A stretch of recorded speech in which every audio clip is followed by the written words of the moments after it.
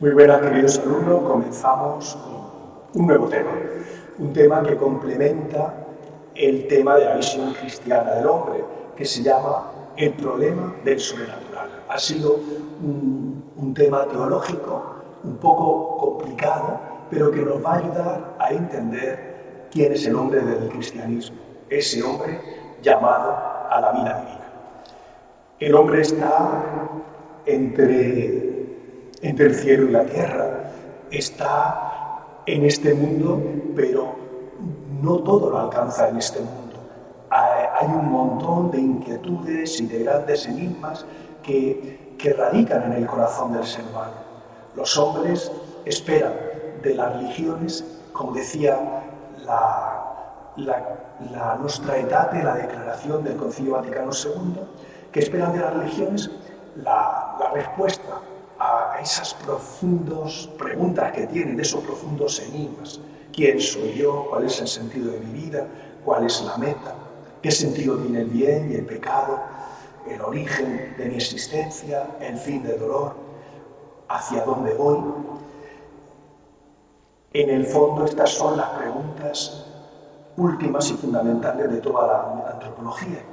Y desde Dios entendemos que Él es el principio y el fin de la existencia humana. El elemento específico de la antropología cristiana es que en ella se asume, se reúne y completa toda la declaración humana, puede adivinar sobre nuestra relación con Dios y lo ilumina desde el misterio de Cristo. Por Cristo, palabra hecha carne, y con el Espíritu Santo pueden los hombres llegar a participar de la naturaleza divina, llegar a ser hijos en el Hijo, disfrutar del amor del Padre. Pero, ¿en qué consiste? Hay una paradoja, y es que lo que el hombre es, ha sido creado a imagen y semejanza de Dios, no puede alcanzarlo si Dios no se le da. No lo puede alcanzar por sus propias fuerzas, sino tiene que recibirlo como un don purísimo de la gracia. Pero eso que recibe no podemos pensar que es un añadido, un complemento que sí está fantástico y que si no está, no pasa nada. Ese es justo la paradoja, el problema del sobrenatural. El hombre no puede alcanzar su meta, ser absolutamente semejante a Dios, ser feliz, realizarse plenamente sin Dios. Pero la gracia de Dios, el Dios comunicándose, el Dios llamando, tiene que ser un regalo, tiene que ser de verdad una gracia. Pero esa gracia, ese don que recibimos, tiene que ser adecuado al ser del hombre.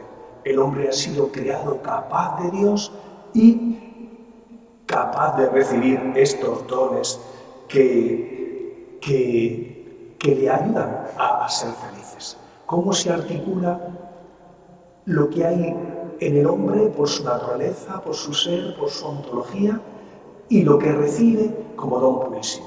Bueno, ya es un don existir, pero para poder lograr la vida también necesita que Dios se comunique. Pues ese es el tema que vamos a tratar y que la teología ha planteado como el tema del sobrenatural.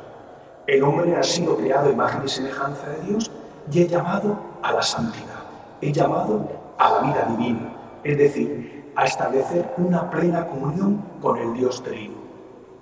El ser imagen de Dios del hombre no es algo estático, es un proceso dinámico, es un proceso que abarca todos los estadios de la vida y que nos abre a las relaciones con Dios, con los demás hombres, con el mundo entero. El hombre ha sido creado por Dios y tiene una imagen formada por Dios, pero esa imagen luego, con el mal uso de la libertad del ser humano, ha sido deformada por el pecado. Gracias a Cristo, a su acción salvadora, esa imagen ha sido reformada por la justificación. Y esa imagen de Dios será plenificada, será consumada en la parusía. Desde el principio de la existencia, el hombre recibe en la creación una vocación: ser hijo en el Hijo, vivir y ser en Cristo, ser santo. Esta llamada no puede ser una exigencia del hecho de la creación, pues entonces el hombre no tendría libertad, sería necesaria, no sería gratuita. Pero tampoco podemos considerar que esta llamada a vivir en comunión con Dios, a ser santos, es algo que no tiene que ver con el hombre, porque dejaría a Cristo y a Dios fuera de la definición del ser humano. Podríamos entender el hombre solo en su biología, solo en su psicología, solo en su manera de pensar, solo mirando su ser y su naturaleza, y luego nos daríamos cuenta que sí que tiene la capacidad de relacionarse con Dios. Y eso sería un complemento, un añadido, pero se vería fuera de su definición. Aquí está la paradoja.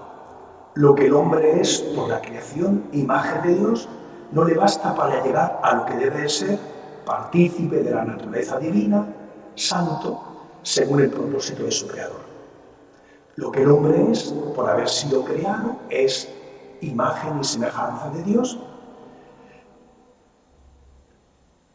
le permite encontrarse y ir en camino con Dios, pero necesita que Dios le regale sus dones, que Dios gratuitamente se dé para llegar a lo que debe de ser, participar de la naturaleza divina. Lo que el hombre es por naturaleza trascenderá lo que debe de ser por gracia. En el ser del hombre creado a imagen de Dios hallamos aspectos y dimensiones que van más allá de la simple condición creatural del hombre. La inserción en el misterio de Cristo es un don purísimo de la gracia, y al mismo tiempo no podemos pensar que Cristo para el hombre es algo extrínseco como tal. Y aquí nos encontramos, por lo tanto, en ese binomio de naturaleza y gracia, y con lo que la teología ha llamado problema del sobrenatural. ¿Qué queremos decir cuando hablamos de gratuidad de la salvación? Si es imprescindible esa salvación para la realización del hombre. La encarnación de la segunda persona de la Santísima Trinidad, del Verbo de Dios, ¿es gratuita o es necesaria? Porque si no, el hombre no alcanzaría su fin. ¿Aporta algo el hecho de que el Verbo se haya hecho carne a la definición del hombre? ¿Qué significa que el hombre sea naturalmente consistente? ¿Y cuál es su autonomía si todo lo recibe de Dios? Pues como veis, muchas preguntas que además, si las vemos con la herida del pecado, todavía se complican. Y son las que vamos a intentar responder. De modo análogo a como el ser humano es uno en una dualidad de cuerpo y alma, así también tenemos una duplicidad de dimensiones que en el lenguaje tradicional de la teología se han denominado natural y sobrenatural. Hay que huir a la hora de responder a cómo se relacionan estas dos dimensiones que hay en el ser humano, lo natural y lo sobrenatural, lo que viene de Dios, de dos extremos. Uno, plantear esa relación de una manera extensivista, externa la una a la otra, donde se reduce la gracia a algo que el hombre puede recibir, pero a lo que permanece totalmente indiferente, convirtiendo así el problema de la relación natural-sobrenatural en una justaposición. Sobre lo que es ya el hombre, su naturaleza, viene un añadido, se justapone lo sobrenatural, la gracia. Y también hay que evitar el otro extremo, en un planteamiento inmanentista donde Dios esté obligado a dar al hombre su gracia para que éste pueda funcionar, y plantear que es una exigencia de la creación el que Dios se comunique y que Cristo se haga hombre. Y eso quitaría el don purísimo. Pero es verdad que para resolverlo no partimos de una hipótesis abstracta, de los posibles hombres que Dios habría podido crear, y si Dios ha podido crear un ser humano sin estar abierto a la comunión con Dios, a la gracia divina, y si eso realmente sería un hombre. Partimos del hombre concreto que ha caminado en esta historia de la salvación, y nos damos cuenta que este hombre concreto, creado a imagen y semejanza de Dios, en él encontramos dos planos de gratuidad. Es un don el existir, y es un don el existir habiendo sido creados a imagen y semejanza por Dios. Y luego hay un segundo plano de gratuidad en el que nos damos cuenta que al ser creados, hemos sido creados en Cristo y para Cristo, y que nuestro destino, el único que tenemos, el único fin, la única meta es la participación de la vida divina.